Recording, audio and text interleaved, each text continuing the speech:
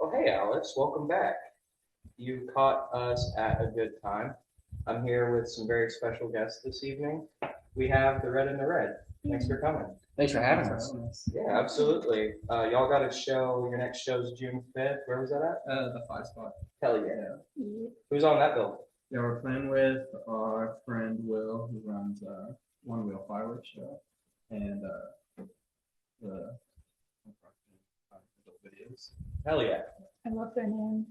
That's a good band name. Yeah. Adult videos. So why don't you introduce yourselves real quick and what you do in the band? Sure. Yeah. I'm Justin. I play guitar. I sing sometimes. Kind of feels like AA. And, like- yeah. I'm Justin. Hi, Justin. Hi. Oh yeah. I'm Brooke Haynes. I've been singing forever, so I'm singing in the band. I'm working on playing guitar more. I've done it a little bit. But yeah, might eventually play some keys. Oh yes, I do play a mad tambourine. I dance around, training my body and stuff. That's pretty much it. Or it's some songs too. Yeah. Hell yeah. And I'm the newest member to the band. I'm Dean. Joined in what, February? Maybe yeah, January, I think around there. we started jamming. We had jamming already. Yeah. Mm-hmm. Yep. But I'm the bassist. Yes. And also, these guys are definitely underselling themselves because Justin doesn't just sing and play guitar. He writes a ton of the songs. Kind of hosts the band like in the basement, and then takes care of like all of like a lot of the recording, video stuff, just general like management and organization and planning. And then Brooke is also underselling it. She has done a ton of just like networking and legwork, and both of them are writing tons of songs. So don't sell yourself short, guys. Like, I guess that's what you're. yeah. I'm just here, bass player with a vibe. That's it. I'll count to 4 sometimes. We're the earth signs in the band. Two band moms. Yeah. That's a good way to put it. Okay. Yeah, taking care of the rhythm section. Yeah. That's so true. Even made her so rhythm section. We're just there making like DMX noises at each other or something in the corner. What? Putting the square in the circle hole. I already forgot the bass player joke you told me earlier, but I just remember it was super funny. Oh yeah. What's It the bears difference? repeating. Oh yeah. I'm gonna repeat it for sure. Feel free to steal this one because I stole it. So it's what's the difference between a frog hopping down a road and a bass player walking down a road? What? Bass player's probably going to, or frog's probably going to a gig. What does a stripper do with her asshole before her shift? Oh my god. What? She drops them off at band practice. Or an instrument. Yes. Bagpipes. Check out. But y'all have some singles out now. Yeah. If you're listening to this, these songs are available now. You got 2 out, you said? We got 3 of them. 3. So the latest one just came out. It's called Never Frown. That came out 2 weeks ago. Yep. And then we have Stained, which Yep. is Brooke's kind of My powerhouse. like breakup anthem.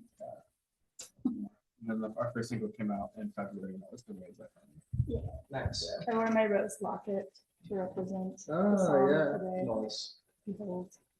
How long have y'all been playing together? It depends when you want to start. Depends counting, which of basically. us. Yeah. Because I gotcha. Justin and Nate have been playing Yeah. together since like Johns Hopkins. Yeah, so Nate, our drummer, him and I we've lived together since 2017, pretty much. Since, going to college.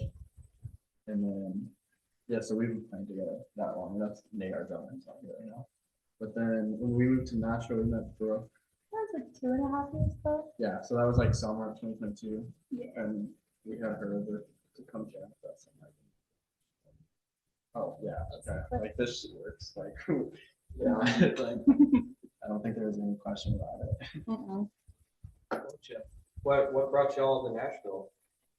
Man, I've had a whole saga. The first time I moved to Nashville was to go to Belmont, but it turns out I wasn't so ready for college, so I dropped out after my freshman year and was just having an existential crisis. But I really came here for music. Like I said, I was coming here for college, but I was coming here because I wanted to do music. So then I went to audio school at Blackbird. So right. that like kept me in Nashville a little longer, and then I had to move back to Atlanta for a little while, and then I just bounced back and forth between Atlanta and Nashville for a while. But back here still for music and friends just going out. Music bring y'all here too? I came for my family. I gotcha. So my brother married a girl who's from Dixon, and her mom's still in Antioch. So we moved over here to be closer to them. Gotcha. And you guys drove all the way across the country. Yep, we did it 5 days. I was in a Toyota 4Runner from the 90s that was packed to the brim with every single thing that I owned, just sagging.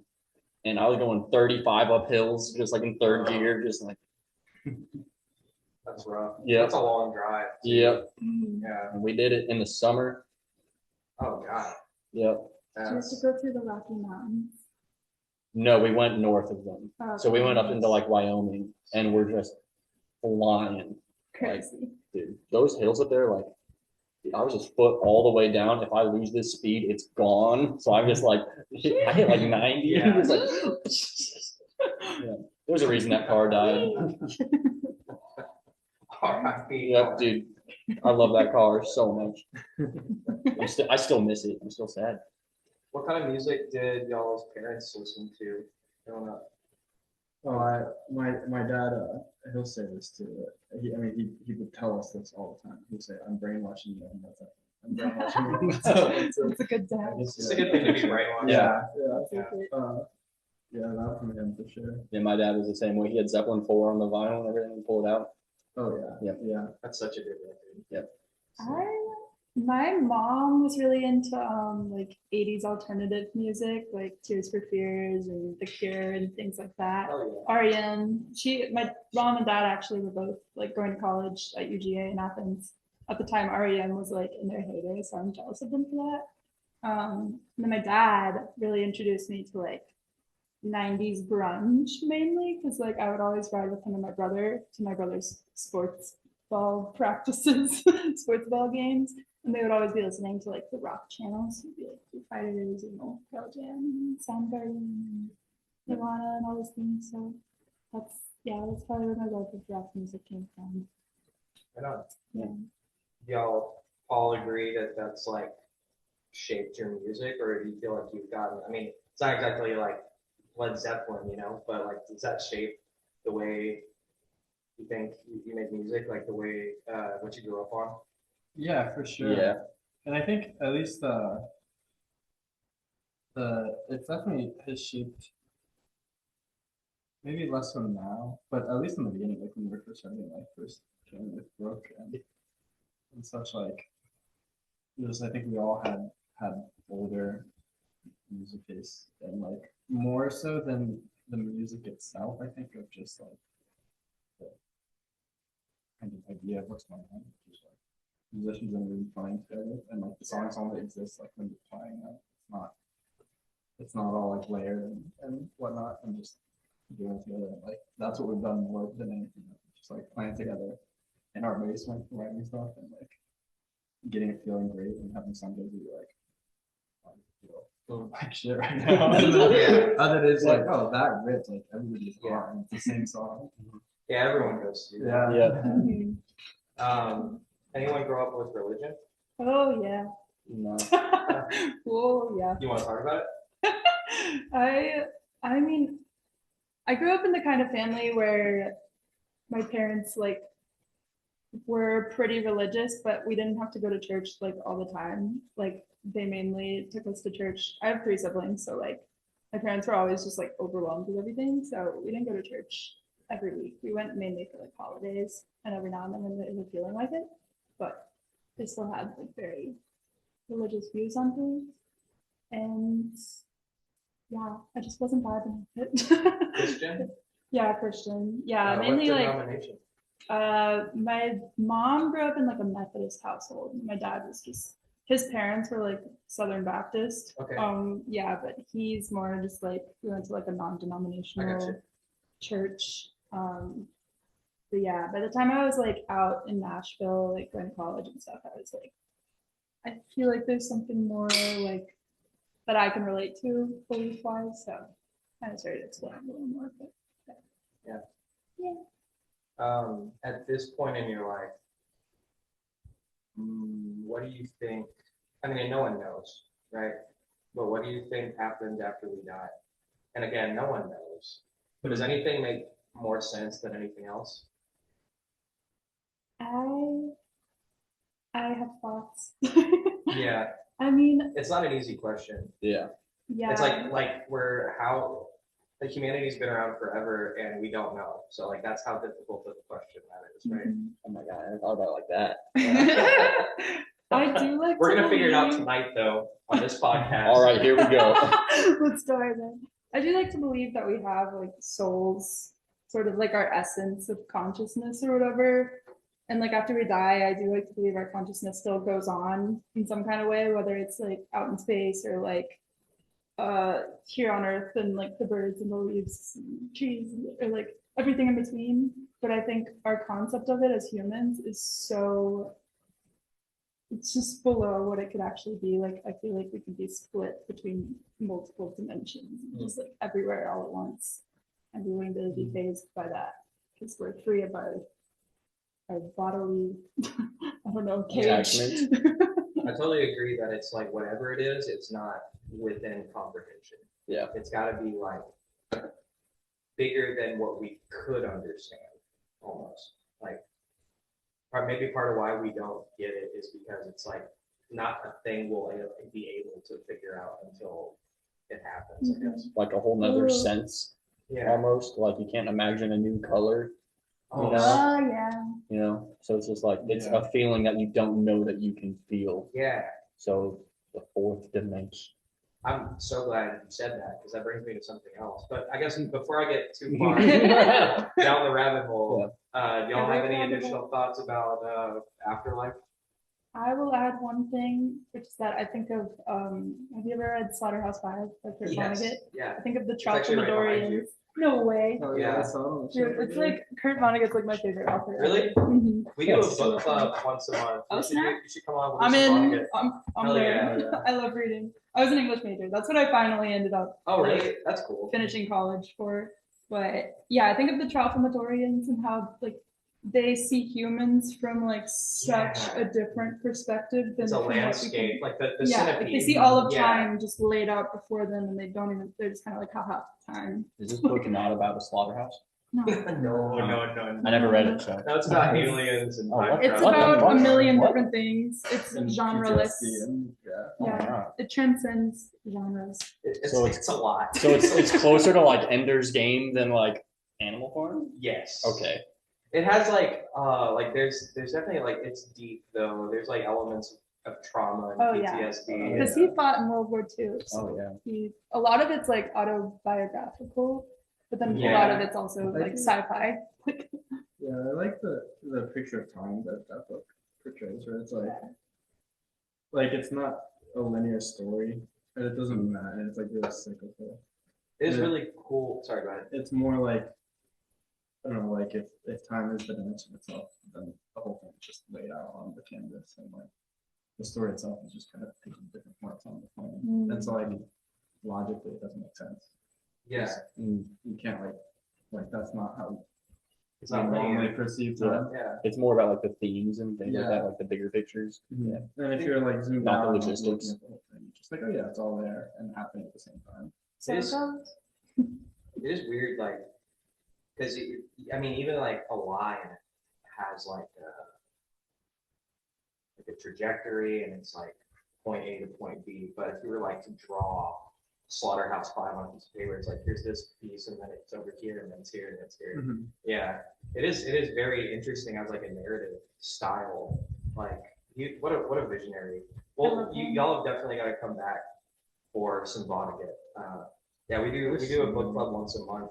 This month we're reading The Little Prince. Oh, I love Yeah. that book. Who wrote that? It's a French author. And John. and Antoine Daisy.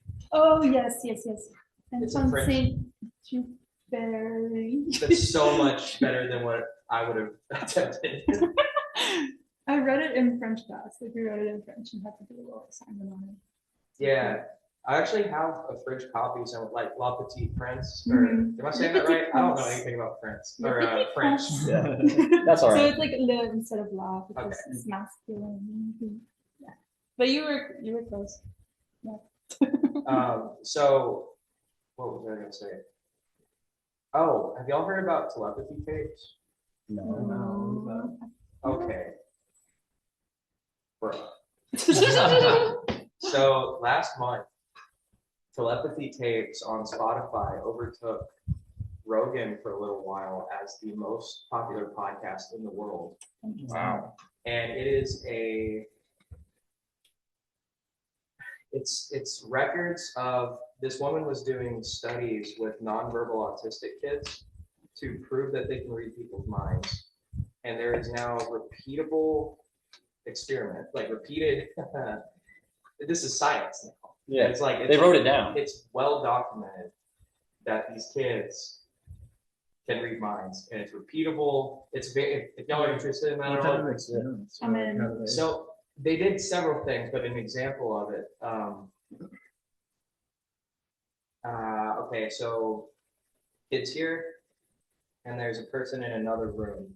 That person is shown an image, Mhm. a name, a number, and then they ask the kid, and I say kid, but like, like some of them are young adults too.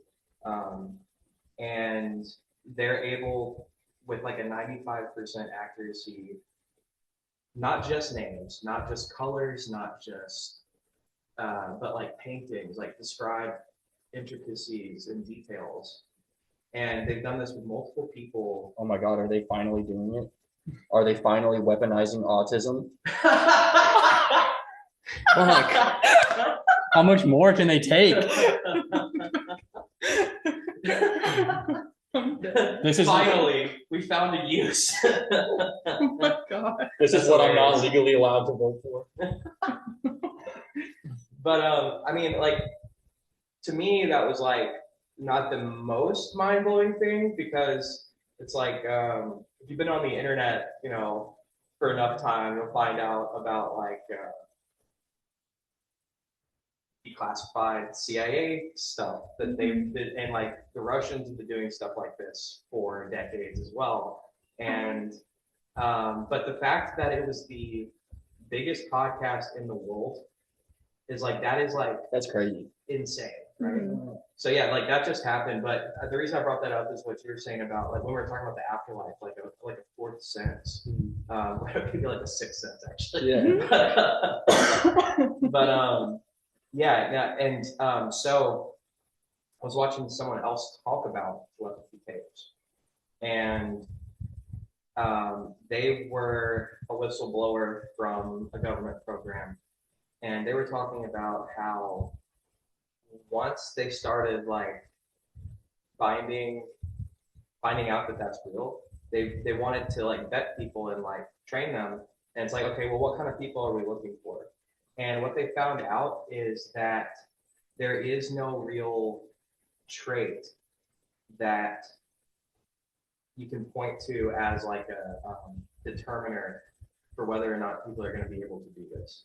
So like that a long way of saying like this is normal people can do this. We all have this ability. Wow. Just the intuition. Yeah. Yeah. So where it changes with autism is like it's a way of communicating and without words. So it's not necessarily even that they have abilities that we're not accessing, but we're just not aware of it the same way that they are intuitively, because we have other ways of communicating. But if you imagine, like, it's really, really not that woo-woo and crazy when you think about like the animal world and like the way like ants communicate. Is like that's not so actually that's like pheromones. I don't know what I'm talking about. Do you But like, research ants on are this? fascinating. animals do have like instincts. Yeah. You know, like they're not taught how to They're able animal. to They just do it. Yeah, You they know? just get up like Yeah. fresh out the womb, just Yeah. like stand up knowing how to, like a little deer just Yeah. knows how to be a deer. And then even if they're put in isolation, they still like do the same stuff. Yeah. For the most part. And like I'm sure all of us can think of examples of like extreme intuition that we've had. Oh, dude, 100%. I remember. My sisters and I have telepathy, Really? big telepathy moments. And my mom is a psychic. Really? Well, she wouldn't like claim to be, but like she's had insane moments. You said you have 3 siblings? Yes, I have an older brother and 2 sisters. One is older than me, one is younger. So you're the third Mhm. child. Well, third child, second sister.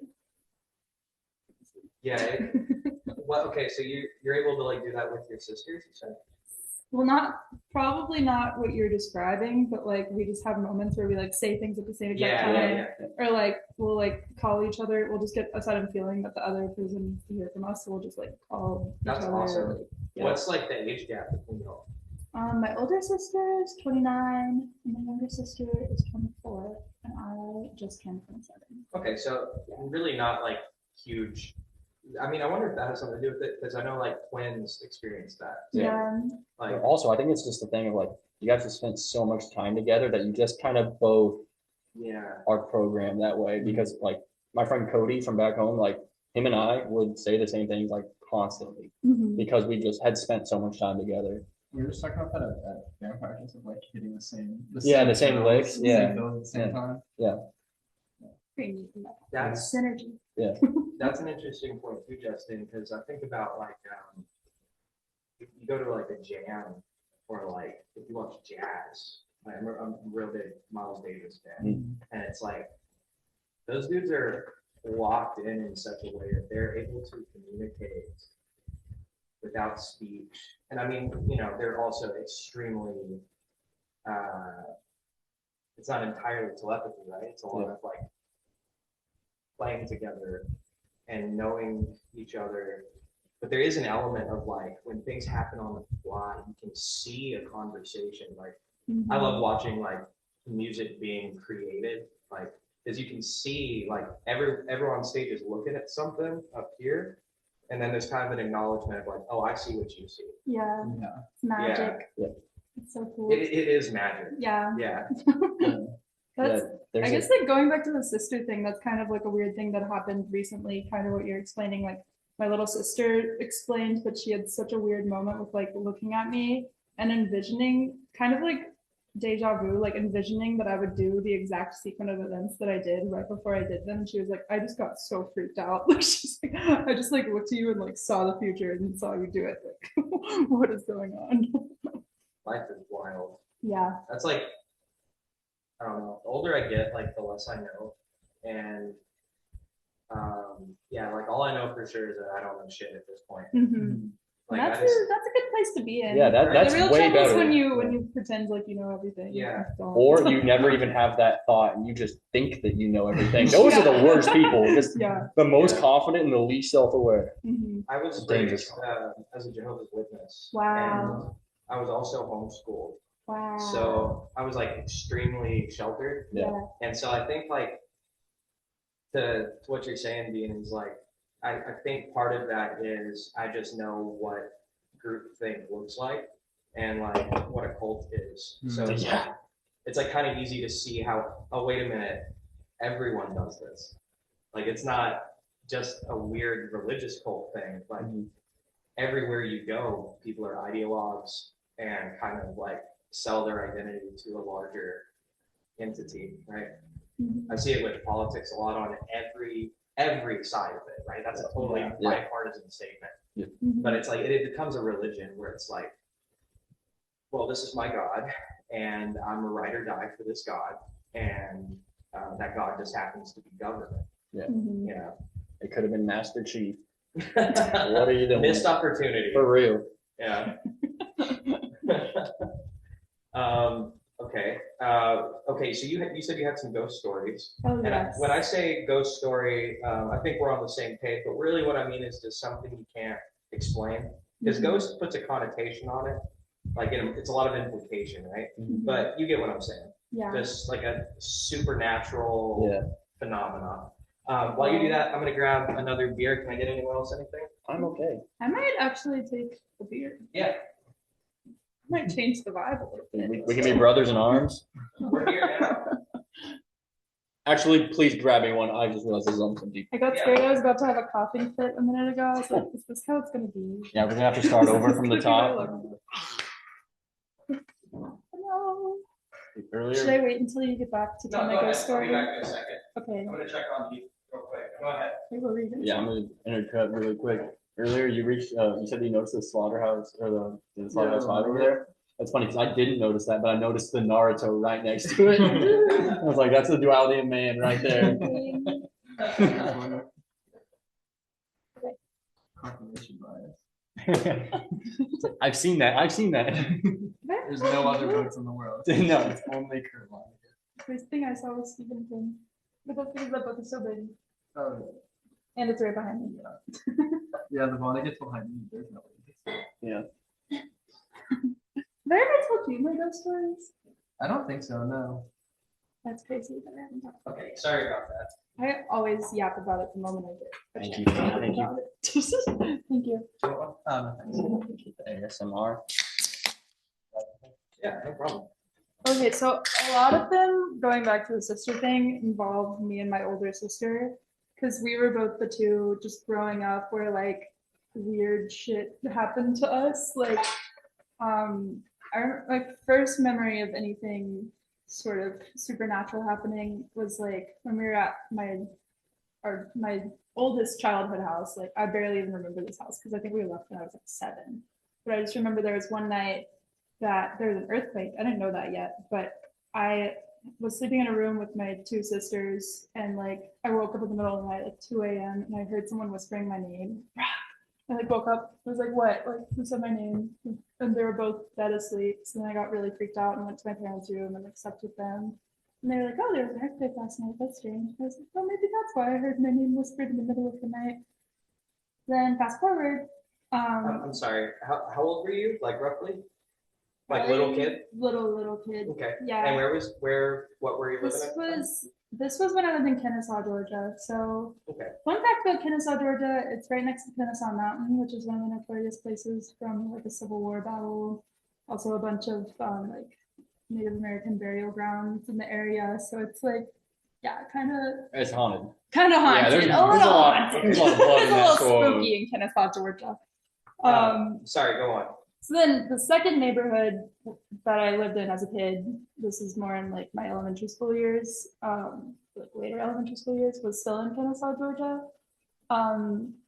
So I like regularly through the night would like get weird feelings and feel like I needed to like crawl over to my sister's room, my older sister. Which kind of sorry to my younger sister because I slept in a bunk bed with her. And whenever I got those feelings, I would just leave her alone in the room. I was like, good luck.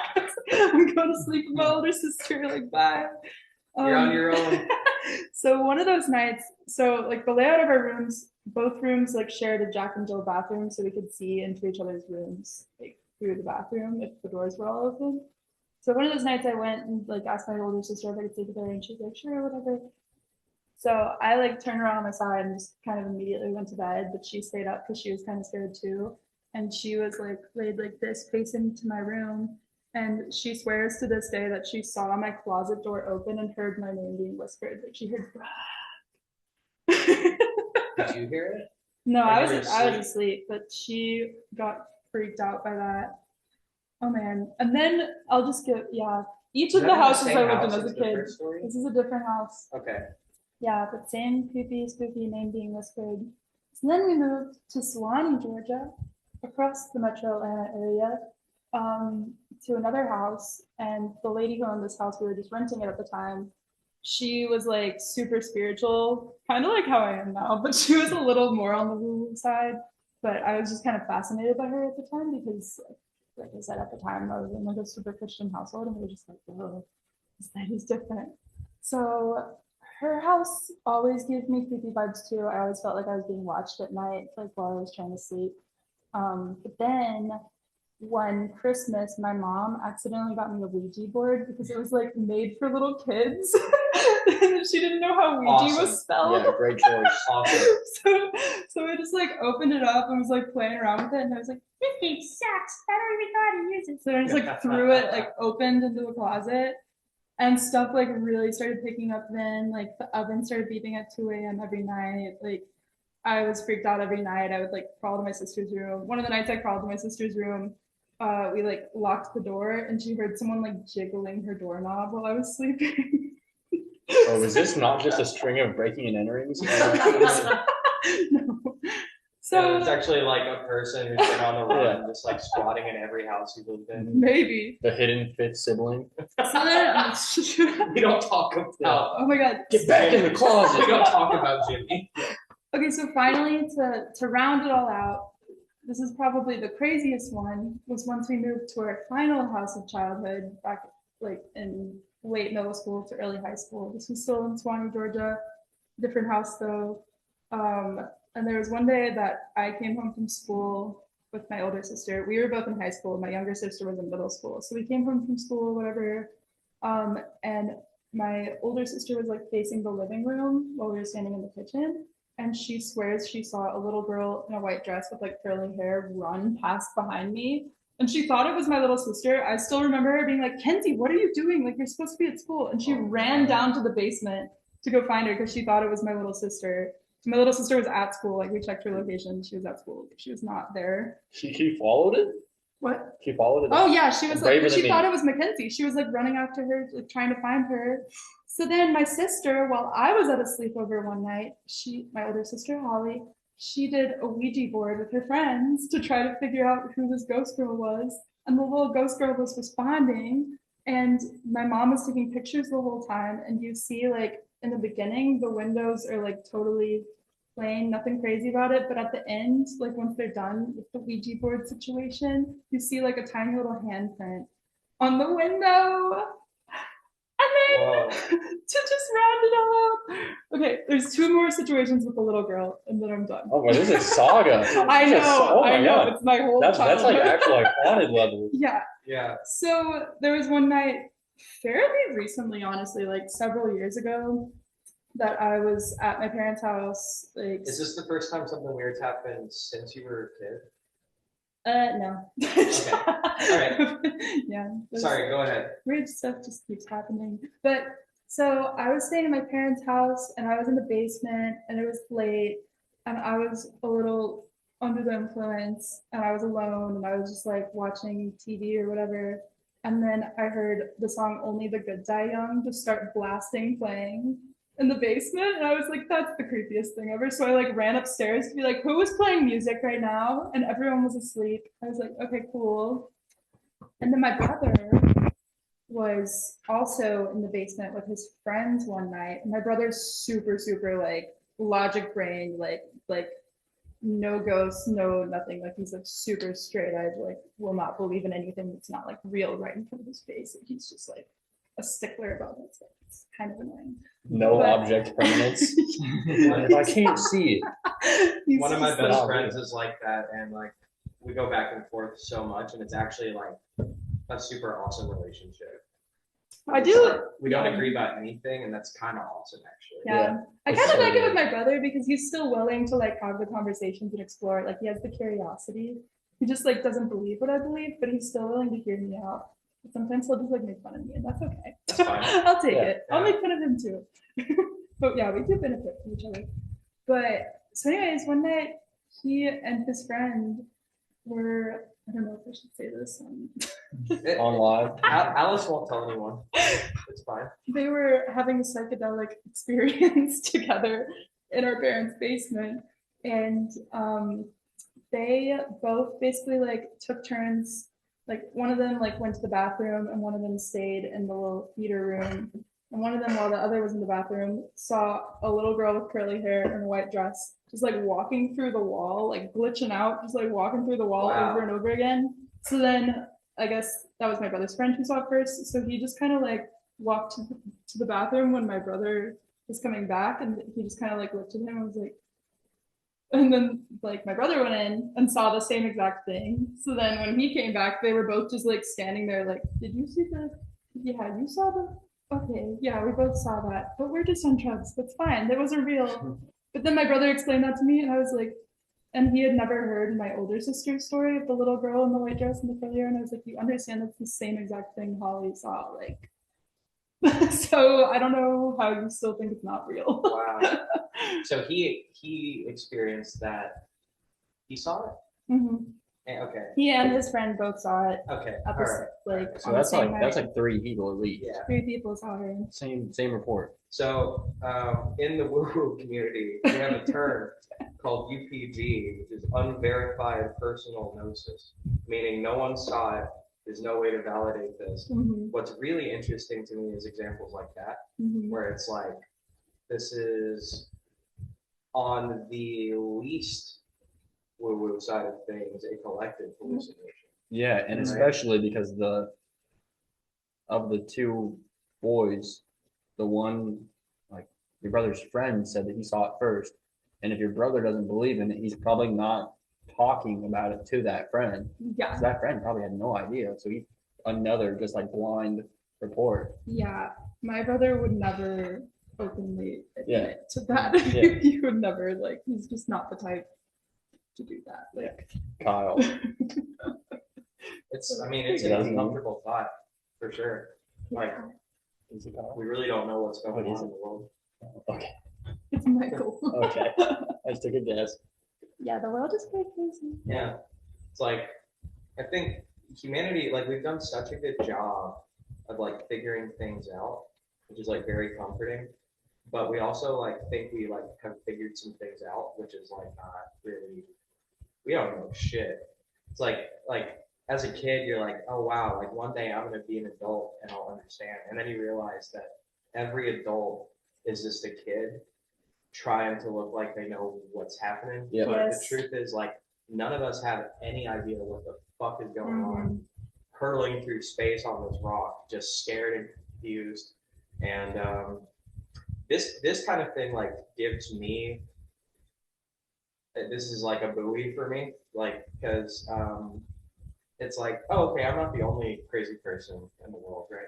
We're all crazy. That's what's great about talking to artists, you know. It's like we're all a little bit autistic. Is it that, or are they just like less? They're sheeple. Is that No, saying that they're like less hesitant to like put up fronts. Mm. Like artists are typically, I'd say, would be probably more comfortable with being who they really are and saying the Yeah. weird stuff that other people would mask. That's a good point. I think that's probably it. I do Saying also- the thing. I Yeah. have Yeah. the side of neurodivergence that's ADHD, so that's that. But also, yeah, I think Yeah. it requires a certain amount of audacity to be like to actively claim I am an artist, I am an artistic person. Yeah. I don't think people are like, I don't think creativity is like just a personality trait. I think it's a choice. Like Yeah. you're choosing to Well say, said. yes, I am creative. Like everyone's technically creative. It's just people who have the audacity to be like, yes, I'm creative. This is what I'm going to do. I'm going to create, you know. Weird, because I've never really like thought of myself as like an artist, you know. Hmm. You know, because I wasn't really very musical like growing up. It didn't really come naturally to me. I started doing it to like play with my friends in the garage, and I, you know, definitely loved it and put a lot into it. But I just never really had that feeling. It's just Well, it's something I do now, you it's know. not too late. That's because bass players don't count. Yeah, you're right. But I can tell you what flavored paint tastes best. Oh my god. I don't know. Which that's, one? That's an artist. That's Are you artist. more of like a bear kind of guy, or more of like a wait, what are the other kinds of paints? What's the one with the red and blue? Paint. Purple? I don't know. Sherwin-Williams. Oh, Sherwin-Williams or bear? I was just thinking like flavors, like different colors. Like, Oh. Oh. No, brands yeah, important. you think I'm eating the paint? You think I'm smart enough to try different brands? Bear is so bland. It's the Sherman. Bear is so Williams. last Yeah. year. Dude, when I was broke, I was just fiending for the swatches. Just, Sherwin-Williams burnt sienna. Just let me get a sample. Just let me get a paint sample. Come on, please. They like please. try to hand you the Please. swatch, and you're like, give me the paint, give me the paint. He's using the paint stick to like, Dude, you can make a My Strange Addictions episode out of that. I'm good. I'm good. We actually You can be a star. And too many people are bring gonna in do the it. paint. We're gonna eat paint live now. Hey! Inspiration strikes. Oh shit. What gives y'all hope for the future? Woo! It's It's a broad question. weird time to be alive. Yeah. Nothing has ever happened like it has happened right now. Yeah. That same is true of like every point in history. It's Mhm. like it's always been New. on the press. Yeah. Yeah. Like no shit, right? Yeah. But like this is a particularly weird time with like technology where fuck, we've had cars for 100 years 100 plus. years. We've had a printing press for like Couple hundred. couple hundred, and then we have the computer. It's like all of those are huge leaps. But now we've hit the biggest one yet, which is AI, and that's I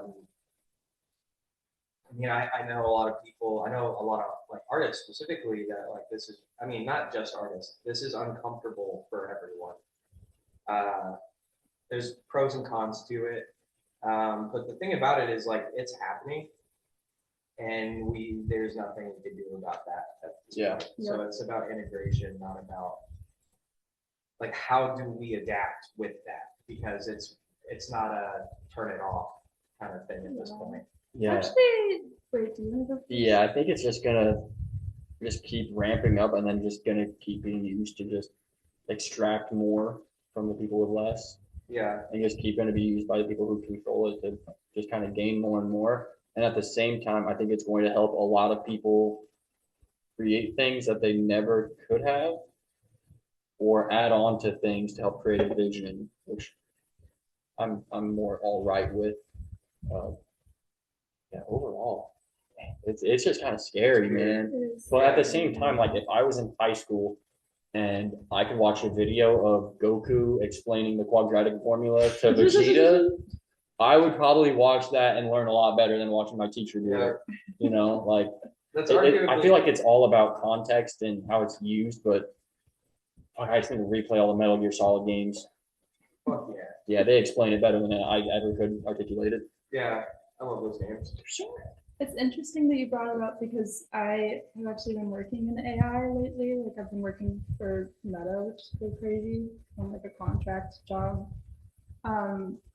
It's funny because back when AI was first coming out, and still, like I, in a lot of ways, have been so anti-AI. Like it freaks me out, and just like as an artist, I don't like that it's like stealing from artists and like it might take our jobs away and whatever. But then just today I was reading an article Meta published about like how so far the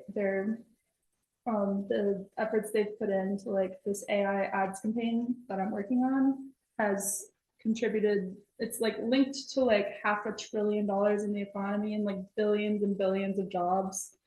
Because it's helping entrepreneurs and small businesses be able to promote themselves easier. It's helping artists be able to promote themselves easier. So it's creating jobs in that context. Exactly. And it's giving me a job as a writer, because I never thought I would have this kind of job, but they actually want people like me who understand the English language to be the ones training the AI and like working with it, because they want us to be able to like feed it the right data.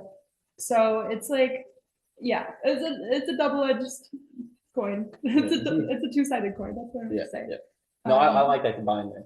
Yeah, that's coin. It's like when you say you're gonna burn a bridge when you get to it. Yeah. It's like you can combine idioms and it'd go way my harder. My mom accidentally said "bull in a candy shop" once, and we used the "bull in a candy shop."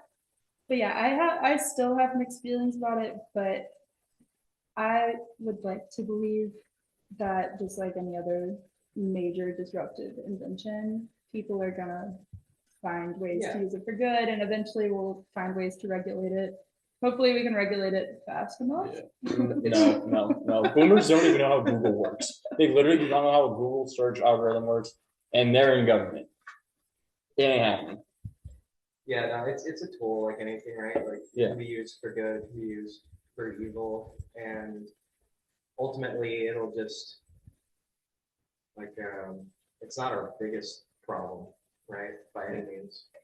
Yeah, like Justin, like if someone was like a musician and they put together an album and then used AI to like generate a like an album cover, would you be like okay with that? Or do you think that that is like almost like a shortcut in the creative process? Shortcut. Yeah, I yeah. know that was aimed at you. With Just like kind of like I guess in philosophical, ethical sense, you know? yeah, I mean, I guess like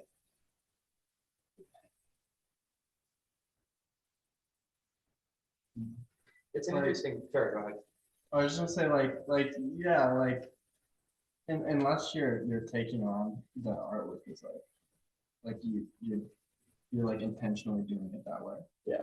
For the sake of like this is how I want to label this project. And, Like this is the message. yeah, or not Yeah. even the message, like this is like like the lens that I want this to paint like has this filter on it. That like when you go into the thing that like it looks this way and it was Yeah. purposely not created through like me hiring an artist that I know or like got the design. Like when you're specifically like I want it to look like right now and like modern and like in person. Yeah. And like that's a different thing than if you want to say, but like what I don't think is okay is just like doing that for the sake of like a reading artwork. Hmm. I'm not You gonna mean- go pay or like hire somebody that is, like, Right. has trained their whole lives to like do this. Are you saying like I guess I didn't, the way you phrased the question is kind of like, are you okay with it?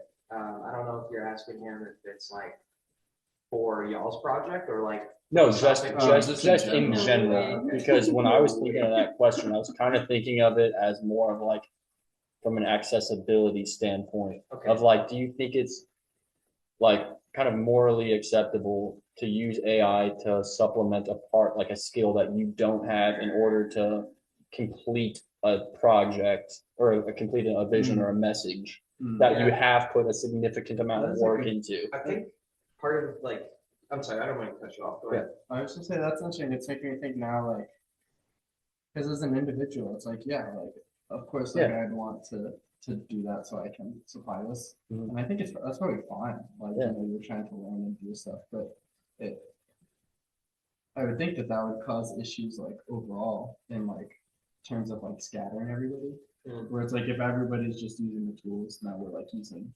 like these computers more than we're using each other. Yes. And now like we don't have community or like communication there. That's incredible Yeah. fear. Yeah. Or like a reasonable thing to be afraid of. I think it's just like so much of the beauty of art is process, even though it like hurts sometimes and it's painstaking. Like that's what comes through as human in art is the process that it goes through. Like you think you're starting out with one vision, you think you'll know where it goes, but it goes a completely different direction, probably 99% of the time. Like just throwing away process just to have a final result, like just doesn't sit right with me, which is why I'm like, I'm fine with it as a way to inspire you and like get you out of writer's block. Like, hey, like what would it look like if I did this, this, and this, and then you look at it and you're like what the AI generated, and you're like, I don't like this, this, and this about it. Now I have new ideas. Like, if you're using it to shape, sort of like inspire you, that's fine. But I feel like just using it to like slap on and be like, here, I have a final finished art piece. Here you go. Like that's just so like icky to me. And it also like steals from artists pretty much 100% of the time because it can only come up with stuff that it's been fed. So that's a whole other thing is like artists who have dedicated their lives to this are just like getting their stuff stolen. That is fucked up. Like, When it happened to my friend Kelly McKernan when like she's brilliant painter, but when you search her name now, the first images that show up are AI, and it's really unfortunate. it's so Wait, AI sad. generated, but from her. From her style, Yeah. Oh, Just people that input sucks. Yeah, people can just be like, make this Yeah. thing for me in the style. Yeah. They do it with music too, like make this sound like Yeah. a Kendrick Lamar song, and it's like, it's just, yeah, like that's. I feel like it's fine if you're just doing it for fun and games, but Yeah. if you're using it to like sell something, There should definitely be copyright Yeah. implications for sure. Oh, yeah. So it's more of a Yeah. context thing. If we're gonna Yeah. have intellectual property as a belief system, I guess, like as a thing that we accept as real, then like we need to definitely enforce that with AI. Yeah, but like if I put carrots in a soup, I'm not gonna call that my soup when there's all the other ingredients, you know? Oh, God made this, not me. No, Let's but see it's, the no, but it's ingredients. just like if everybody put like, the water and meat and everything in there, I just put the carrots in there. I'm like, this is my soup. So I'm like, I'm kind of feeling, I see if, what you're saying. if the AI fed off my art, but also millions of other pieces of art, did it really feed off of mine? Is it really stealing my property? I mean, when you go down to the individual name, like recreate this style, that's definitely a red flag. But otherwise, I'm like, where there's so many blurred lines. Mhm. Maybe AI will have the answers. I'm gonna say something unpopular. Go for it. It does. I've seen examples of how this actually does impact artists in a real way. Now I'm gonna say something unpopular. I feel like a lot of the time it's like I'm a visual artist and I won't be able to make any money on this anymore because I'm being replaced with AI. And it's like, you weren't really making any money before. And that's like, obviously, I can think of examples where that has affected people in a major way. But I think it is kind of blown out of proportion a little bit, where it's like all this potential revenue that you're talking about missing out on, like where was that before? You know, it just kind of feels like I don't want to say excuses. I'm not trying to be mean. I'm just saying I know what you're saying though. I know. it's an easy out for yourself, right? Where it's like, I'm just gonna give up now. Yeah, It's like that's can't do not that. you can't No. because I agree that it's a problem, but it's not going anywhere. Yeah, I mean, Gotta learn to adapt with it. as a band that makes no money right now, like I don't think we really have the perspective. It's like firsthand to do that. Yeah, But yeah, I think I think like the general fear is just or consensus in the artist community is like thinning the margins even thinner of like something that's already squeezed out. But I like me personally, like I'm not necessarily like afraid of AI like encroaching on my artistry because like artistry to me is just the process of like tuning yourself to the world, like, tuning the world to yourself. Well It's said. ever evolving. And like if you want to bypass that and just like run, like use something to do that for you, like you're not like that's not what I'm in it for. True. So, but like that's why I said earlier, like I'm not like I don't think there's anything inherently wrong with like me using it. Or like I've definitely thrown like snips of lyrics or poems into ChatGPT and just told it to like write a poem so that I could read it and like see what it felt like to like read it back yeah. and be like, how does this compare? Like, yeah, just How like, does this sound and to someone sometimes- who's never yeah, had it exactly. before you? Or it's like, but it's like still doing the same process of like I'm taking this and like assessing Yeah. like my own reaction to like what I read, just like Yeah. as the pure thing. It's a good useful tool Yeah. sometimes. I haven't written any songs that way, but I've done it just as like a creative exercise. Like, what does this look like? Yeah, it's helped me as a writer a lot. Just get out of the writer's block, like Yeah. the daunting blank page. I'm like, okay, now I don't have a blank page anymore. I do have a piece of writing that I kind of hate, but like I have somewhere to go from here. Like Yeah. I know where to start. I know what you mean. It's good for like overcoming that writer's block. Mhm. We for me it started with they have asked us at work to start using Copilot when we're writing like emails to investors and stuff like that. Hmm. Like they actually want us to. I can see And- that. And at first I was like really averse to it, and then I tried it and I'm like, damn, that is better than what I wrote. Like I typed out a whole thing, but then it made it better, and I'm like, shit. Yeah. So then it is kind of like a thing where it's like, I don't make music, but I write poetry, and just to see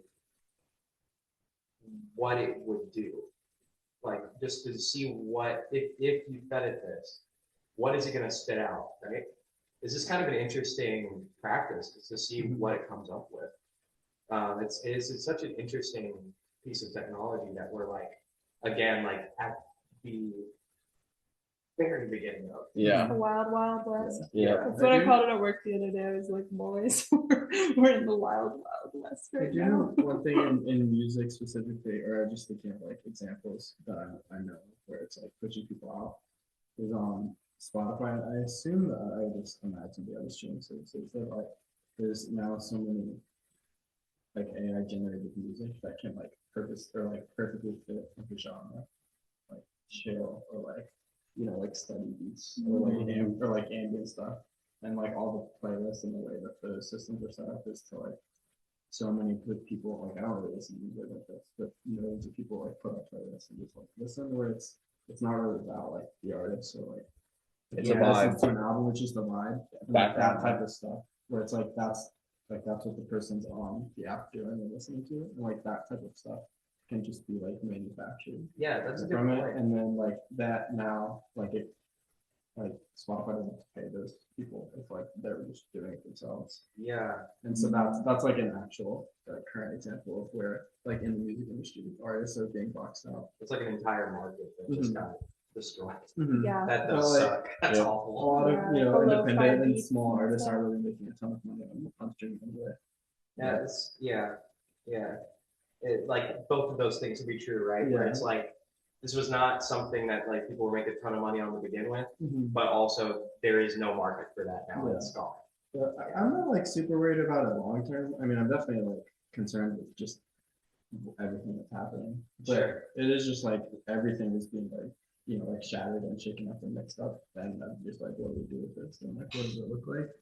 Yeah, and we're all just kind of like we're gonna find out together because no one has any like real control of it. It's totally up in the air. I guess to go back to your point of like what gives us hope, I think about the fact that I got to know my great great grandmother in my life.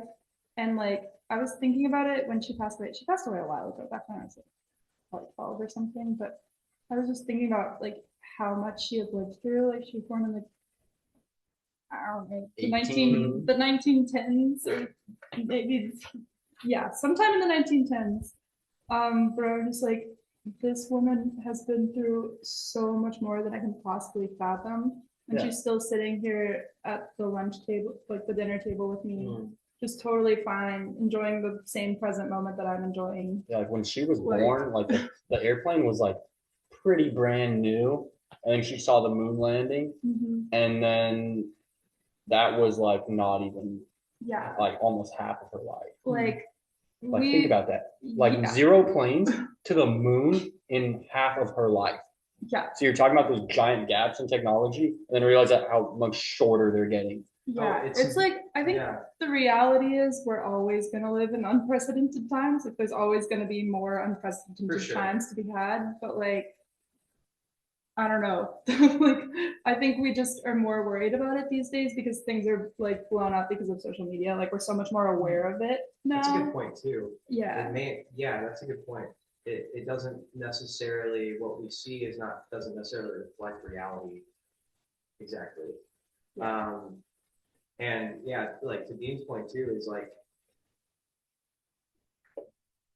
this is ramping up. So like your great grandma, that is like a huge jump in technology over her time, but it's like exponentially so for us. Yep. Like Yeah. the time we're that old is like, fuck.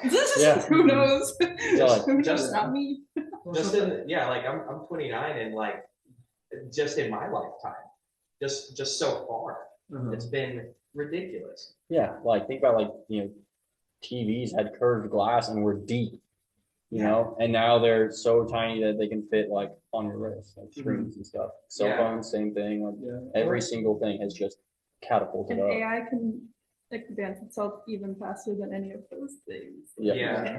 Well, and like I don't know, we're just like always talking about it, and like it is a global problem, but it's also like, and like the technology itself, and like everybody talking about it on the internet and like on social media, like using it, like testing it, like, oh, this is bad, but like what's this, and like it's all like the infrastructure and all of the money going into it is like also like actively worsening the climate crisis, which is also Oh, a yeah. global issue. Yeah. It's Yeah, like that's- if you're just like talking about that and like, That which is we my are, other and there's a thing. lot of work, like there's a lot of people working hard That's a really good point. Is the main problem with this is not even the social ramifications, but the ecological Yeah. implications. Well, the social ramifications like prevent us from taking Prevent a- humanity. a stance on the Yeah. yeah. Man, isn't that the truth? Like, you're right. It pisses me off when I understand that I've been doing what you're talking about. I'm like, fuck, I'm not even addressing the actual problem here. Mhm. Like, I'm just in the same boat with everyone else, brainwashed, repeating the topics that I'm supposed to. Mhm. Mm, Yeah. that goes back to what you were talking about earlier, with the group group thought, type thing. Yeah. It's hard to get away from. It It is. really is. Like, God, it's everywhere. If it were easy, it would be way less of Yeah. Okay. Where do y'all see? I mean, like, God, again, like, who fucking knows? Yeah. Where do y'all see humanity in like 50 years? I think we're gonna be pretty boned. Pretty boned. Because like what happens when there's like no more fish in the ocean? I think it's happening within 50 years. Well, I did see a thing, back to the hope thing. I saw a thing the other day that David Attenborough put out, where he like dedicated a bunch of his time to this new study about the oceans, and he found out that we can actually reverse a lot of the damage that's been done to the oceans Let's like, go. way faster than we thought we could. Let's go. So he's been presenting it to the world How so? leaders, and hopefully, I don't Big know go. the details at all, but I just know he was talking about it, and there's a whole link that I could have read about, but I haven't yet. But that gave me some hope just hearing him say that. That's pretty He's hopeful. That's pretty presenting it to nice. some world leaders. Hopefully, US will like the gen through most. Yeah. But yeah, I definitely have climate anxiety for sure, because Yeah. it's hard not to think about that when thinking about 50 years down the line. But at the same time, We fixed the ozone. yeah, We and did science that. is advancing, and there are a lot of people who are dedicating their lives to like fixing it. Yeah, Unfortunately, we gonna just get a lot need- worse before we get something better. Yes, That's what, like, I was for just, sure. in this on the vlog brothers channel with Hank Green and John Green. I think Hank was talking about like just how in general, like, you know, we take our problems like and we experience them on a local level. But an issue with climate change is that because it's global, like we don't, you know, like It's not that- real. Yeah, it's like, but you don't see that like on the other side of the world, like Yeah. something that like, you know, pumping out carbon here is like affecting the rainforest over That's a there, good right? point. And like the only reason that we know about it is like because we're an intelligent species that like has the ability to like make observations and like do science And we are globalized. and globalized. Like the only reason we know about it is because we're smart in the first place. Mhm. But then like we also do a lot of stupid stuff that prevents us from just from Yeah. like Man, coming together about it. that reminds me, I was listening to this podcast about aliens and stuff. I can't remember what it was called, but I'll always remember that someone in that said that they believe civilizations grow smart before they grow wise. Mm. They were like, maybe if there is actually an alien civilization out there, they're actually that has like made it far enough to be as advanced as we say they are. They're actually just wise enough to know not to go out and mess with us, and they're just focused on their own planet. Yeah, they're just chilling, listening to graduations. Like, they don't know what happened. There's a 2020. pretty strong moral argument to if you stumbled across humanity to not get involved, right? Mhm. Just totally Dr. Manhattan. Just I'm out. Yeah. Like there's an argument for intervention, and then there's an argument for you are doing something say like liberty or any kind of interference would actually be like a form of evil, Mm. even if you're doing it for altruistic reasons. You're saying Yeah. if you were some alien species, Yeah. that kind of thing. Yeah, Messing with the timeline. right. Yeah, messing with the timeline. Yeah. It's like you're gonna shape the direction of this species permanently, whereas if you would let it be, like they're gonna hurt each other and poison their planet, but maybe they'll figure it out. And it's like, oh, that's what I'm trying to say. is you gotta like you can't like coddle children their whole lives, right?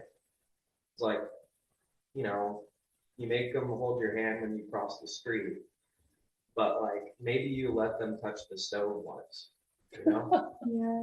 Yeah, 'Cause it's my like- parents did that. Yeah, got It's like find out. that's good parenting. That's I like didn't you- touch that stove. it's like if you're a little like shit your whole life, you grow up to be a slightly bigger piece of shit. And then it's like, well, your parents failed you. Yep. This actually reminds me a lot of, like, I've struggled with codependency in my life and dating people who've struggled with addiction and stuff. So I've had to learn to rein in the people pleasing tendencies. But I was reading this one book on codependency that was like saying that even if you're doing the thing for the addict that you believe is best for them and you're like coddling them and you're trying to help them with their life decisions, even if you think it's like a positive thing and you're trying to be helpful, it's actually your ego acting. It's actually an insult to them because you're saying you think you're smarter than them and you think you know like how to make their decisions for them better than they do. So it's actually kind of treating someone as less than, Yes. even if you think you're doing a good thing. So it's, yeah. God, that reminds me of American interventionism because it's literally just like white saviorism. Like, we need to go intervene in this country because we know better than they do. It's like, go fuck yourself. Yeah. Like you think you're like you're just xenophobic. Like you think that, I mean, just the idea that we could go somewhere and positively impact, like that's not your fucking job. It's like, that's, I mean, And it and never of course it's and it never turns out positive. because that's not the real Yeah, reason they're doing yeah. it. Yeah, It's not look at altruistic. like all of Central America, like going back 100+ years to like even like having Dole go in there and just destroy all of the farmland and take it all. Like Yeah. it's just Yeah. that's how it's always been. China was the same day with open door mercantilism, just pumping heroin into there, like just Anytime We're just America done gets that for involved profit, with like- anyone, regardless of the reason, it just ends up way worse for them. Yep. Because that we didn't come here to help. yeah. We We did can this hear- so that we can put a Burger King anywhere on the Yeah. planet within 3 days, and by We- God, we can. We want y'all That's to a real true. that's a real thing. That's so true. We have mobile like deployable Burger Kings. Well, really? Yeah, we That's can have a crazy. Burger King anywhere on the planet within 3 days, easily. Well, That was a pretty big turning point in World War II. Was when Germany was shown pictures and everything of a chocolate cake that the Americans had flown across the entire world and enjoyed on the front lines. They got a cake Damn. across the entire what world. a flex. Yeah, halfway across the world for one chocolate cake. And Germany's like, how can we beat these logistics? Like we cannot do it. Like America also had boats in the Pacific specifically to make ice cream for the troops. That's fucking awesome. Yeah, Japanese soldiers are in there like literally starving on their islands, and they're like, these motherfuckers have ice cream boats. Damn. They're like, how can we win? How? That is the most American thing I've ever heard. Yep. Yep. That's insane. Yep. Have some ice cream before Yeah, we kill it was people. real. It was real. It was the biggest flex. Jeez. It's like we have so much oil, we can send these Flex? shits over here for That's that. pretty awesome. Flex is a great word to describe what it often feels like when America tries to intervene. Mhm. It's like, are Shows you up really late. doing it for good reasons, or are you just trying to be like, yeah, we're strong, we're Fuck no. Yeah. strong? America's never done anything for like altruistic reasons. Like we got involved in World War II because we found an incentive. Before that, we stayed out of it entirely. Yeah, we were just selling them guns under like the Lend-Lease Yeah. Act, right? Good. Yeah, no. Like, it's like you do Humans not are- want America to come to your country No. and try to fix things. I am kind of like, as worked with hopeful as I try Japan, to though. stay, I'm a little bit in the boat of like wanting the aliens to abduct me. Like, if you are gonna pass by, I know you don't want to get involved with the humans, but just take me.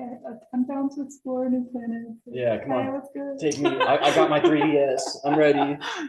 So we've kind of danced around it. But what do y'all think about aliens? I think they are out there. Okay, so Yeah, I think it's a guarantee that they're out there because the Sure. universe is so big. statistical impossibility for there not to be life. I mean, it happened And here. then considering dimensional stuff too. Ooh, Like- Now we're cooking. Like, if it's not just like a planet out there, but aliens can be like these like interdimensional beings who are Yeah. like somewhere like just right there, Yeah. but we can't see it. Like, How is that not possible too? I think it's possible. Y'all are a great band to interview, by the way. Y'all are like just so happen to be like a perfect fit for the show. Oh yeah. Well, our name itself, Justin got it, and it kind of describes our vibe and kind of fits the vibe of this podcast too. The red and the red. The red and the red. The whole concept is kind of like far out. Walk me through that. Yeah, Yeah, actually going back to AI and art, actually I was at the first here in Nashville, and they had one of the names was an exhibit by this visual artist Matthew Ritchie, and a lot of the paintings they're this like huge like canvas, and a lot of them are like generative AI stuff, and like I didn't really realize that when I saw it. But then one of the paintings, this one I was not, it wasn't an AI painting, but it was like in it's like this like 15-foot painting of like this huge red splatter, and it just had the name was the red and red. And I saw it first, and it's like such a good phrase.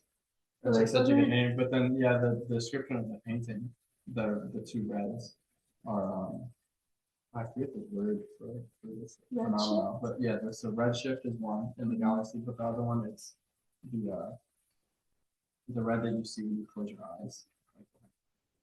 And that one, I can't remember the word. But those are the two reds. Oh, that's fucking cool. Yeah, so it's like You know what I just thought of? Do people with different colored skin see different colored shades when they close their eyes? I've never thought about that. I've never thought about that. Like that has to play. That's crazy. Yeah. I highly doubt it. What do you mean? Like it's Because the you amount of can't see light the that comes color of through. your eyelid. No, let him Melanin go crazy. Like because when I look at that light, like I can see like orange, you know. That is But if you have a lot of hilarious. melanin, you have dark skin. Are you still seeing orange? That's a good fucking point. It's gonna Yeah. be slightly different. Are these Shade, motherfuckers right? sleeping better than me? Whoa. That's the thing I'm mad about. Is they're getting better sleep. I want the good sleep. Any light, I'm destroyed. I think you answered your own question though. It's like Yeah. yes. Yeah. Yeah. It's like, how could you ever be white supremacist when like a night light keeps you up? Like you're not superior. You're not. Like, Yo. is this a hot take or am I spitting? Like, Oh my god. how That's are, hilarious. like how can we ever be the best? Like look at me, dude. I'm pasty, like burnt in the sun. Can't even be outside. Can't even handle the light with your eyes closed. Yeah, for real. Oh my god. Flawed design. Yeah. Oh my god. That's crazy. Yeah, this is a fine line we're walking right here. Holy shit. Oh man. Yeah, same thing. I was wondering, is like people with different shaped eyes, like do they have like a lower field of vision than me? I just It's like, learned. I don't know because like the pupils where you actually see through, you know. So Speaking I of can see my eyes, eyelids. I just learned that there's it's a Japanese term, but there are different kinds of eyes in the sense of like whether there is Sanpaku. yes, thank you. I just learned about that slightly today. have those, so I might die young, but I hope I don't. Is that an indicator? Oh my of God. longevity? It's one of those like TikTok things because a lot of celebrities who have had it. Oh, they didn't necessarily die. Billie of Eilish age. is still alive. wait, what But is yeah, that? Princess What is Diana it? had it. Elvis. Michael Jackson had it. Elvis. It's basically where It's you a can 27 see. club part Oh, two. so people who have it like above their pupil, they're usually crazy. Like Charles Manson has the white showing above his eyes, not pupils, irises. Oh, But I have it like below. You can see the white. what is it called? It's called Sanpaku eyes. Yeah, so like Billie Eilish has deep, like you can see her whole under eye. Aubrey Plaza, Oh yeah, Princess Diana, okay. Michael right. Jackson, like they all, like if they look at you straight. Yeah. Yeah, I just found out about that today. Yeah. That's interesting. I've looked into it because the first reason I ever found out about that was my little sister was like on TikTok a lot, and she looked at me and she was like, "You have Sanpaku eyes." I was like, "Okay," and she was like, "I hope you don't die early." Oh, She was God. like, I was watching a lot of TikTok videos about it. And I was like, "Oh my god." I'm gonna just like try to close my eyes a little more. What the implications of that is that it's like a curse because Yeah. all the people they mentioned like did not die of natural causes. Yeah. Didn't Michael Jackson and Elvis make it pretty far? Yeah. Yeah, they were old as fuck. Yeah. Yeah. Yeah. Yeah. I mean, I don't know about old as fuck, but Elvis was in his like Elvis died 40s. doing what he loved. Yeah. Shitting. Take a shit. He died as he lived. That wouldn't be the worst way to go. Oh, dude. No, not As at long all. as it's Yeah, not think getting about it. You're gonna eaten shoot your by. pants I when you think die. my least favorite way to die would be bringing up a new topic of conversation. Oh, buried alive. would be Worst way. oh that would be terrible. But getting eaten alive that would suck. Those are By both like a awful. crocodile The- or like a Oh, shark. crocodile is top 3 animal to Yeah, get eaten because they alive do by. the death roll. Yeah, and then you're They, probably in the water, so slowly you drown. you. You drown pretty fast. Atrocious. So you're saying alligator Top 3. among one of the best animals? 100%. Yeah, they What's don't. the worst? Wait, animal you eat? want to be killed? Yeah, I would 100% rather be No, eaten but by they an alligator. slowly drown you. You drown fast as fuck. No. I'm drowning in No, they'll under a like pull minute. you to the surface and like tease you and then be like, "Ugh," and then tease you. "Ugh." Crocodiles ain't doing that. And then they If put you there's in the one death crocodile roll. around you, there's probably more crocodiles around you. They're eating you. You're getting death rolled. You're getting crashed. You're done. What would be worse would be any form of big cat. Or That's worse, true. Any big cat is going to Ants. kill you. ants Ooh, are bad. a 1 million ants. Ants. 1 million ants. 1 million ants is pretty bad. Yeah, A house cat, like a small cat, Yeah. is pretty bad. dude. Even the Game of Thrones rat in a bucket scene. Oh god. That's terrible. That's bad. I'd take a Oh crocodile my over god, that. my brain blocked Yeah. that memory. Unusually large rodents like from the Yeah. Princess Diaries. universe. Oh yeah, Yeah. dude. But yeah, like buried alive, terrible. Mhm. That's Pretty just. bad. Oh, Somebody told me once in middle school that I was gonna die by being impaled by a pole. Oh. I think Oh my God. Oh my god, who told you Can't remember. I was thinking about it yesterday. But that's a crazy thing to say to someone? Impaled where? it's not more specific than that. It's just an old. yeah, that was a threat. It does kind of It's feel like like a threat. the next day he enrolled in like javelin throwing. It's like, wait a minute. Right, avoid all poles. Yeah. Oh my god. Guess he can't be a stripper. Oh, That's why you got Oh, rid of had the a stripper pole. pole in your house. Yeah, that one I was saying. Dude, were you scared of it? Just every time you look at it, just like. No, he got up on that thing. well, okay, so definitely aliens out there. Y'all think they've been here? Yes, ancient aliens, What are the Aliens. things that you're looking for? that's- pyramids. I mean, I don't think pyramids are aliens. I think Because- they are. Think about it. Pyramids are like one of the strongest like structures ever. Okay, but like- have you seen the ancient aliens episode about it? I've Because seen the you picture. No, it's like it's really cool because all of the pyramids are mathematically aligned perfectly with Orion's belt, like to the nth degree. And then there's other stuff that I forgot. They're built on ley lines. Yes. And there's artifacts all over the world that are on ley lines. Mhm. It's where, if you imagine a grid Uh-huh. over the earth, it's the intersecting lines. So if you were to map a grid, like squares, Okay, over the earth, ley lines are where there's intersecting lines. but this would be like an evenly like. Yeah. You could just make So, everything yeah. a second one. It's weird. So they're like Yeah. they're like on top of each What other. is this like Stonehenge and stuff? So Easter Island. Huh. Yeah. Oh, so it's like Is that a like celestial latitude thing? bands almost. Does that line up with like any of the constellations? Like, is The there pyramids do. or like those lines? Like, is that a celestial like? That I'm not sure about. Because that Are would we- make sense. Because it makes sense that all those things be built to like. Are we line up talking with about? stars or? Yeah, are we talking about like just the pyramids in Egypt? Or are we talking like global pyramids? No, Oh, there's- that there's global art- Because I'm pyramids are talking weird global too. pyramids. Because I'm like, Yeah. it makes sense that there would be so many different pyramids all around the world because they're the strongest structure. So they would survive the test of time That's a over good other argument. things, and every species can build them without crazy technology because you just stack in layers and you're walking up steps the whole time. Yeah. It is The funny, they just, like, pyramids- build it big, just like Yeah. you know. Just you can just add one more layer wide and then just keep going up and add another layer. So you can always just go one step up, I which guess is I was why thinking- I think that the pyramids were built by people because they just threw human death and suffering at them for hundreds of years until they were built, you know? They just had like Like- infinite money. Yeah, I And mean people, that was like slaves. that was like a Yeah. generational task was completing a single I pyramid. don't disagree with you, but you have to imagine that these are extremely skilled Hmm. geniuses that are on a level of intellect far beyond our own. So it's not. I don't think It's it's. not slave labor. We could build the pyramids if we It wanted was. to, no? There was definitely some slave labor But, going like, on there. There's a Well, lot.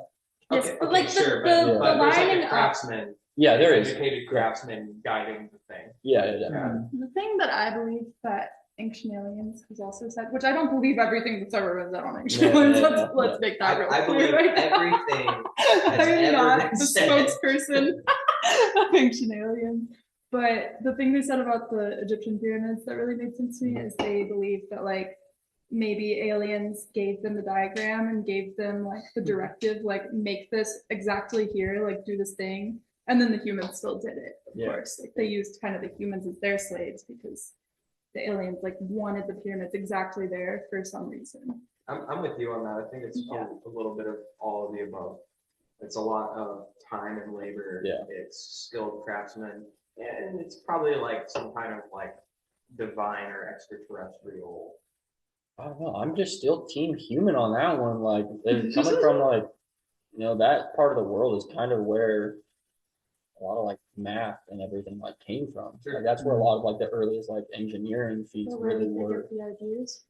They thought of them. Where did dude Isaac Newton thought of like discovered gravity, or not discovered, but realized gravity and stuff when he was like really young, and then was like, how do I explain this? Let me just go invent calculus. Was it Newton or It was Newton. Yeah. Newton was, yeah, sorry. What I was going to say is He was like 22. Newton was a physicist. Yeah.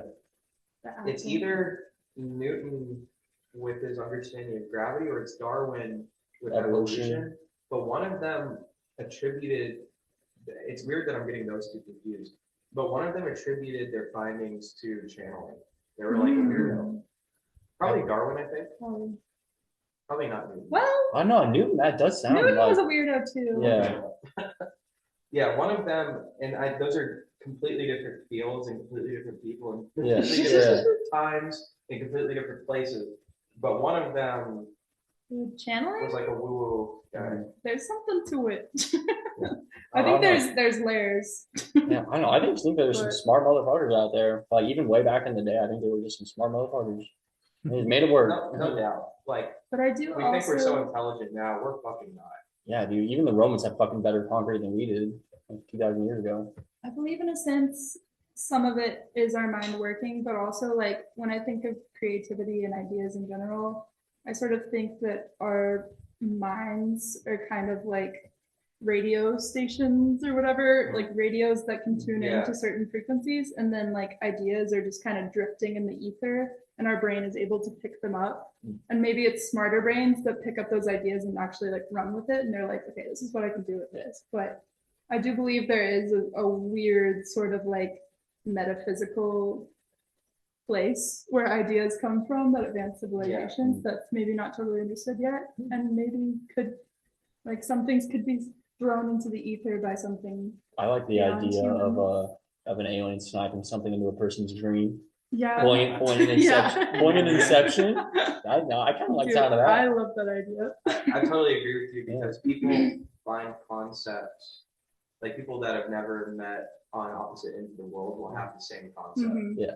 Yeah. And that to me is like, well, I mean, like, yeah, like y'all are writers. It's, I know personally, when I look back at things I wrote years ago, I'm like, I didn't realize there's like something interesting I did here that I didn't realize I did, Yeah. Mhm. right? It's like, this is actually more clever than I meant it to be. Yeah. Mhm. And it's like, well, I don't really know what to make of that. That's, yeah, I think it is that, there's a painting I really like, I'll find it real quick. Alex Gray. Oh, I love Alex Green. Yeah. What Oh, a great last name for an artist. Yep. The color. And he has some of the most colorful artwork. Just So- like the tool stuff, it's super Oh crazy. shit. Before I find that Alex Into Gray painting, gods. the, so Charles Darwin, What was his ship? The Beagle. that's HSS. right. Yeah. HSS Beagle. Charles Darwin and Alfred Russell Wallace received the theory of evolution through channeling spirits. Whoa. So it was Darwin, but I looked up Newton first, Mhm. and Newton, like you guys said, was an occultist. So they were both on some shit. Nice. Yeah, that's probably why I got the two Yeah. confused. Dude, Einstein was a little woo too. Oh yeah. Not like to that level, but he definitely has some like spiritual. Like, Yeah, we're like all like philosophers, or I mean physicists and mathematicians and philosophers at that point, like and artists, like everybody's like looking at the same thing, just through a different lens or like a different set of like, tools. I think like great scientists and great artists have way more in common than we like to. Oh yeah, I've seen that. That's crazy. I think it's probably something like that. But, like to be a scientist or a philosopher or an artist, like all of them require reaching into the same place, which is your creative place. Yeah, So one of my favorite books that I read last year was called The River of Angels, and it's written by this guy, William Evans, but it's about he's kind of walking through the lives of these three great philosophers, artists, and physicists, which is Immanuel Kant, the German philosopher, Jose Luis Borges, who's the Argentinian short story writer, and like his first name, Heisenberg, the German physicist. oh yeah. Right, and so Kant is like revolutionary philosophy in the 17th century, like 18th century. Before his like, but anyway, I don't know how to explain this. But they're all, and so Heisenberg is doing, like, discovers quantum physics and the uncertainty principle in the early 20th century. And but anyway, like they're yeah. I've got myself in deep water now.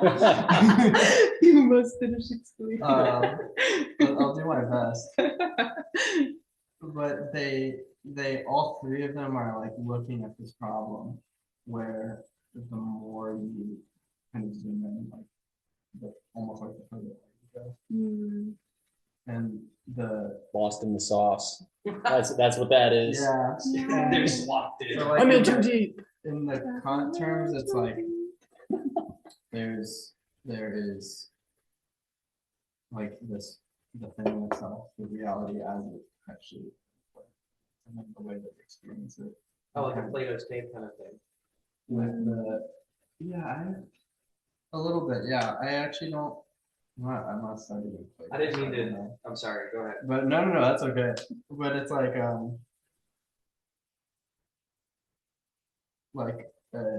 and then so that's like reality of like whatever the way that makes this as it is and how we can actually experience it. And then Heisenberg in the uncertainty principle is looking at like when a particle in a wave, right?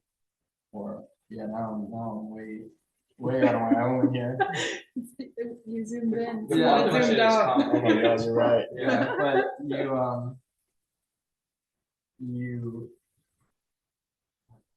Observation collapses waves into particles is kind of yeah, Thanks for exactly. that. And yeah, the uncertainty principle, like is that it's a particle doesn't have a path until you observe it, which Yeah. is Mm. kind of like a reality shattering moment. And actually so much to the fact that Einstein didn't like he refused Heisenberg's formulas and statements, like it's to his death. Like he refused to because it was like such like it just like completely disagreed with his entire like life's work.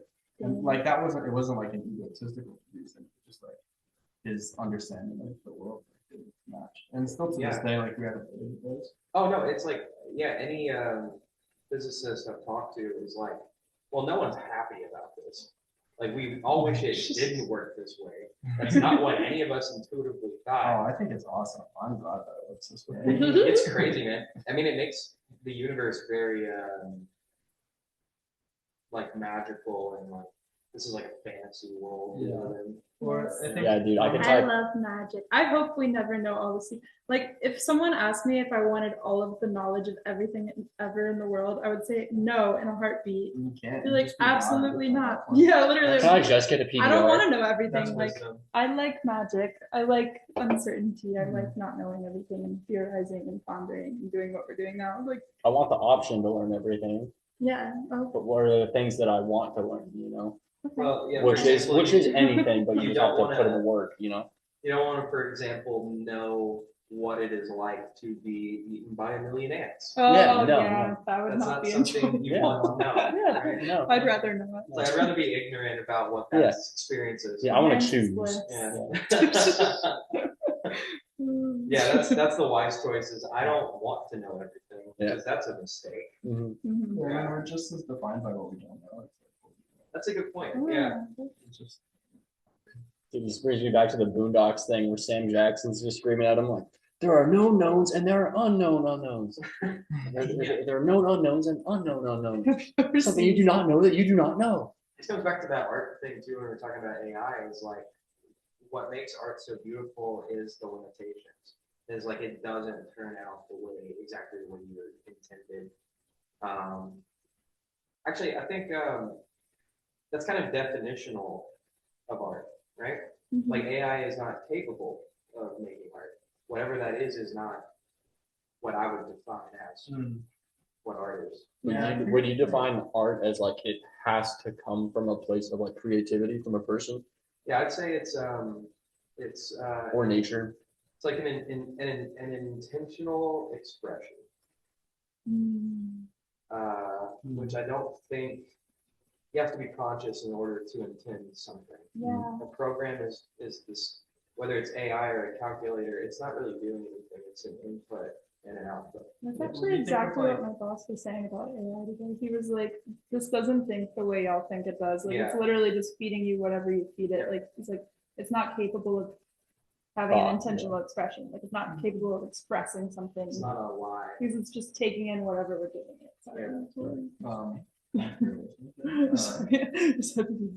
yeah, the intention is interesting, especially like, like what do you think of like an actor or a musician who's like if an actor's like entering the scene and like it's not like the scene isn't scripted, but like they like go into this thing and then they just like lay down like they're freaking out or like whatever, or like a musician on stage like taking a solo where it's not a written part and like to Oh, I the see what you're point saying. where it's like it's It's spontaneous. It's not. it's like intentional. it's spontaneous, Mhm. but like you're not saying I'm placing this note here because I want you to feel this way. Sure, or it's because I not want so- it to look like this. But like it is still like that's a very like conscious and like very present. Like in those moments, I think when we see those performances that move us the most, like that person is just like right there. Like it's not necessarily intentional unless you like I do this for a reason, but it's intentional to like I'm doing this because this is just like what I have right now. Yeah, I definitely see what you're saying, and I think it's probably the latter, right? Is you intended to go free form, which is like kind of intentional, Mhm. but it's like specifically not being too deliberate about it. Like watercolors are, Or like you have to just like be okay with Yeah. everything bleeding and yeah, Mhm. it's still intentional, but like it's muddy and grungy, and it's like not. But then you see someone who's like really, really good at watercolor, Oh and my you're God. like, what the fuck? This is not the same thing that I'm doing. Yeah. You're like, this is this is like, that's art. What I did is now basically Kool-Aid. Kool-Aid on a what page. color Kool-Aid? Oh, Is Kool-Aid art?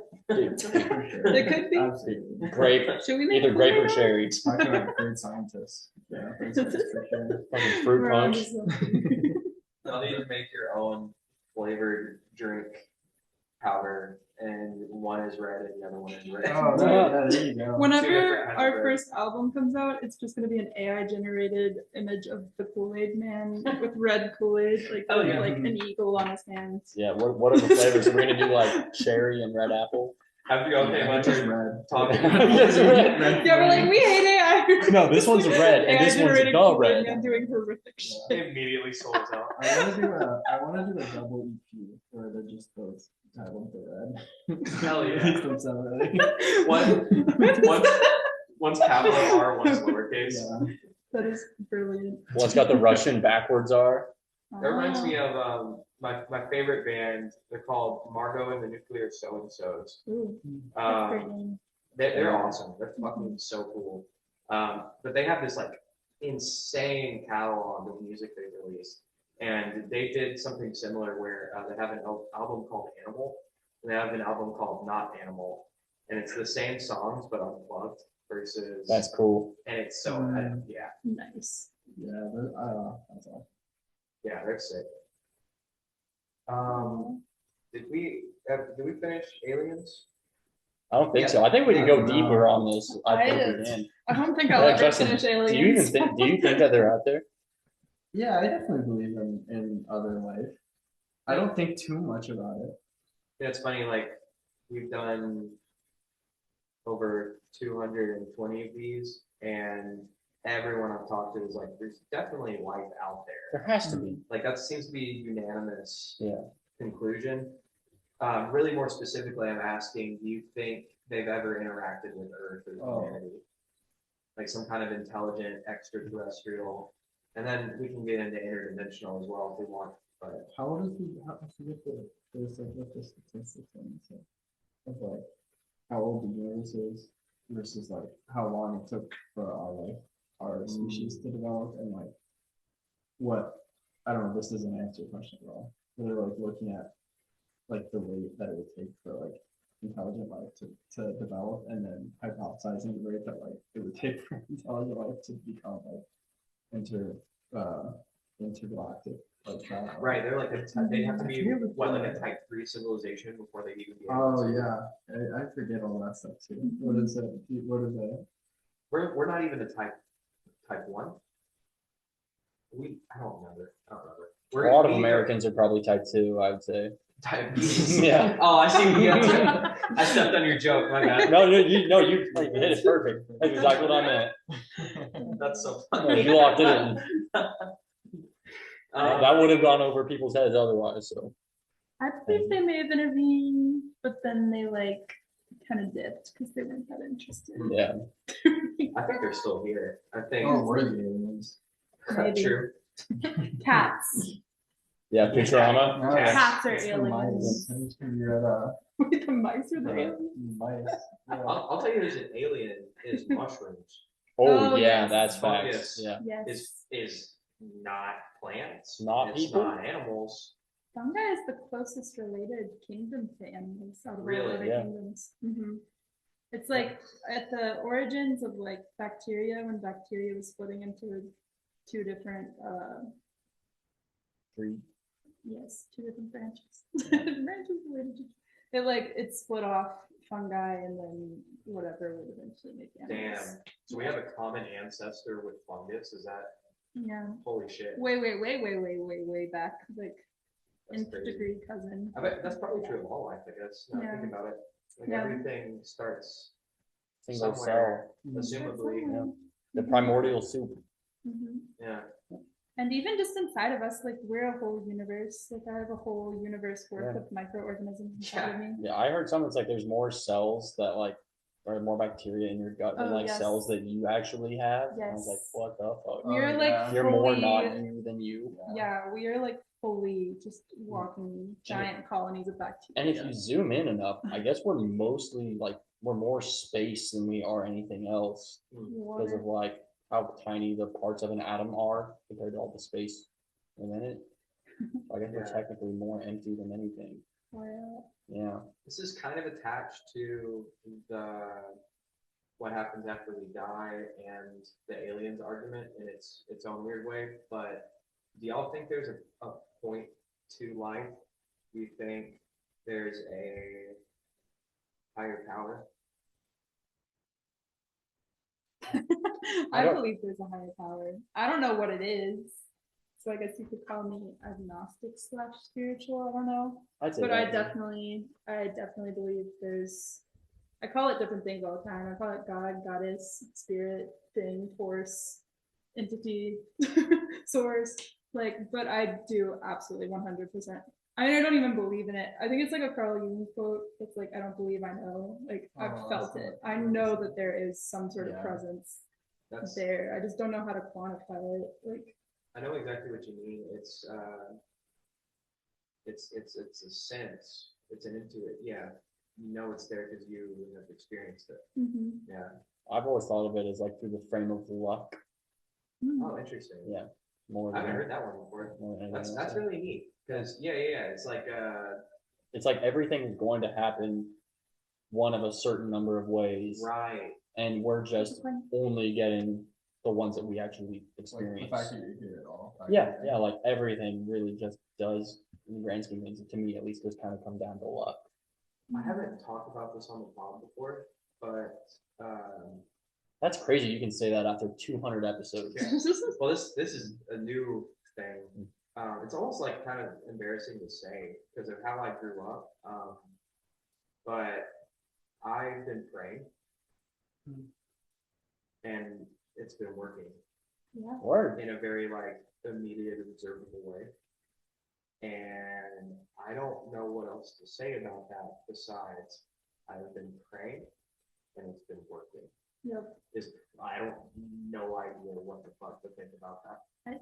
It's real. I totally believe in it. I mean, I pray like, and like at least just meditate on things, even when I'm not like formally praying. Like I set intentions and affirmations regularly, and like I feel like I've been especially on a spiritual journey the past couple of years, and yeah, I just feel like the more I pour into like setting intentions and talking to spirit, powers that be, and like asking for things, it gives it to me, and sometimes not in the ways I ask for at all. Like one The way that you example, need it and not what you want. exactly. One example is like at the beginning of this year, I was like getting really into this thing called The Artist Way. I don't know if you've heard of it, but Justin knows about it. It's like a book that takes you on this sort of like spiritual like approach to an artistic recovery if you're like a block artist or whatever.